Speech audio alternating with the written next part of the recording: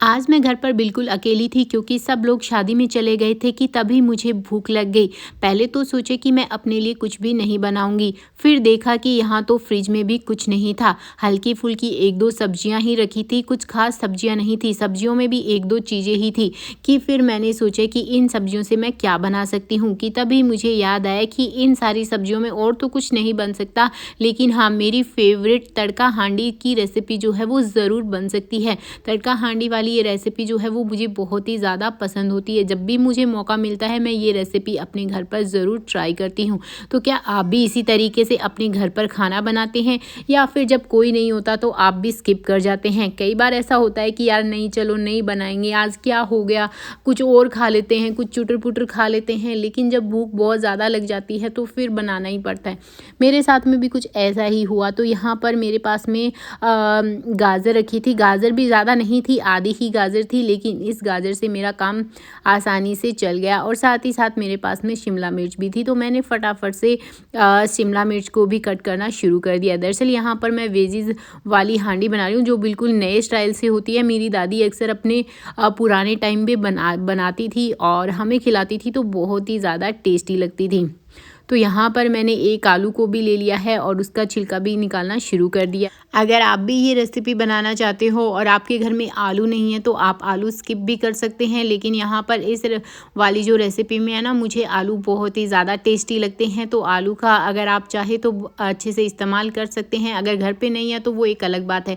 तो यहाँ पर मैंने एक पतीला भी ले लिया था और उसमें पानी डाल दिया था कि साथ के साथ जो वेजीज़ है वो अच्छे से वॉश हो जाए, और उसके बाद में ही मैं आगे का काम करूँगी। तो यहाँ पर मेरे पास में थोड़ी सी बीन्स भी रखी थी, उनको भी मैंने कट कर लिया और पानी में डाल दिया।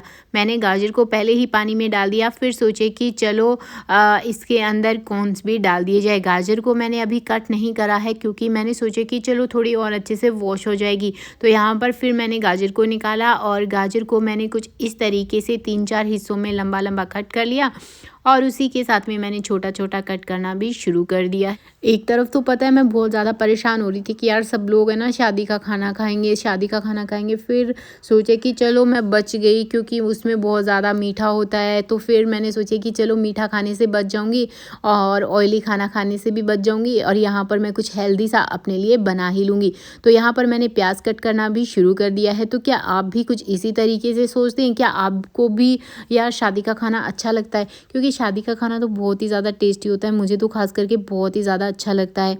तो यहाँ पर मैंने टमाटर को भी कट कर लिया, और इधर दूसरी तरफ आप देख सकते हैं कि मैंने वेजीज़ को गर्म होने के लिए रख दिया था। हल्का सा मैंने पका लिया था वेजीज़ को, और इसी के साथ में मेरे पास में थी छोटी सी हांडी, क्योंकि मैं अपने लिए बना रही हूँ तो यहाँ पर छोटी ही हांडी है। अगर आप अपने परिवार के लिए ज़्यादा बनाते हैं तो आप बड़ी हांडी का इस्तेमाल कर लीजिए।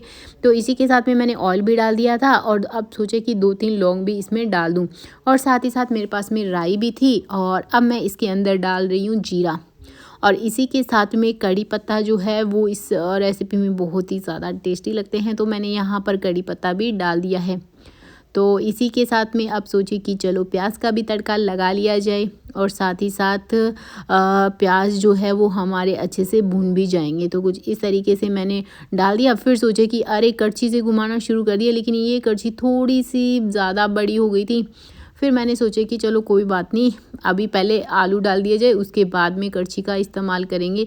फिर मैंने चम्मच की मदद से ही इसको अच्छे से मिक्स करना शुरू कर दिया, क्योंकि चम्मच ज़्यादा अच्छे से हांडी में जा रही थी और अच्छे से मिक्स भी हो रही थी। इसी के साथ में मैंने यहाँ पर गाजर डालना भी शुरू कर दिया, और बाकी जो वेजिज़ मैंने यहाँ पर कट करी थी वो भी इसमें डालना शुरू कर दिया, और चम्मच की मदद से इन सबको अच्छे से मिक्स कर दिया ताकि ये अच्छे से मिक्स हो जाए। और लास्ट में मैंने यहाँ पर टमाटर को भी डाल दिया। सारी वेजिज़ मेरी डल चुकी है, और फिर मैंने सोचे कि चलो अब इसको ढक्कन लगाकर बंद कर दिया जाए। लेकिन तभी मुझे याद आया कि अरे मटर तो मैं भूल ही गई, और इस रेसिपी में मटर तो बहुत ही ज़्यादा अच्छे लगते हैं। तो मैंने सोचे कि चलो पहले मटर ही डाल दिया जाए, उसके बाद ही हम इसको अच्छे से मिक्स करेंगे। तो यहाँ देखा तो जो प्याज है वो अच्छे से भुन चुके हैं, जो वेजिज़ है वो भी अच्छे से पक चुकी हैं। तो सोचे कि चलो अब मसाले डाल दिए जाए। तो यहाँ पर मैंने नमक डाला, लाल मिर्ची डाली, गरम मसाला डाला, और थोड़ा सा मैंने यहाँ पर धनिया डाला। इन सबको मैंने अच्छे से मिक्स कर दिया, और इसके बाद में मैंने फिर से 1-2 मिनट के लिए ढक्कन लगाकर बंद कर दिया कि ये जो मसाले हैं वो अच्छे से मिक्स हो जाए।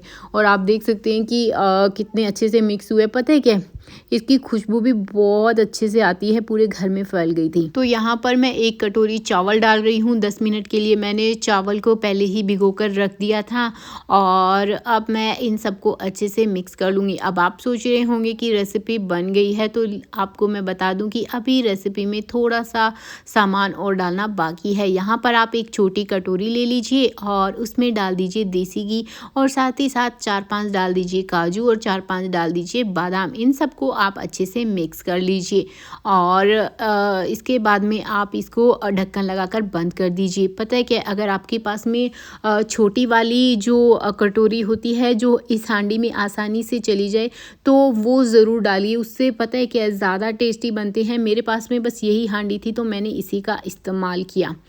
तो आप देख सकते हैं कि ये जो भून चुके हैं बहुत ही अच्छे से। अब मैं इन सबको डाल दूँगी इस हांडी में। जी हाँ दोस्तों, काजू और बादाम का मिश्रण जो है वो इस रेसिपी में बहुत ही ज़्यादा टेस्टी लगता है। तो आप एक बार इस रेसिपी को अपने घर पर ज़रूर ट्राई कीजिए, या फिर आप अपने घर पर इस रेसिपी का पहले से ही बनाते हैं। अगर नहीं बनाते तो एक बार ज़रूर ट्राई कीजिए। और आप लोगों को आज की ये रेसिपी कैसी लगी मुझे कमेंट करके ज़रूर बताना। मैं चलती हूँ आज के इस वीडियो में इतना ही। Bye bye, take care.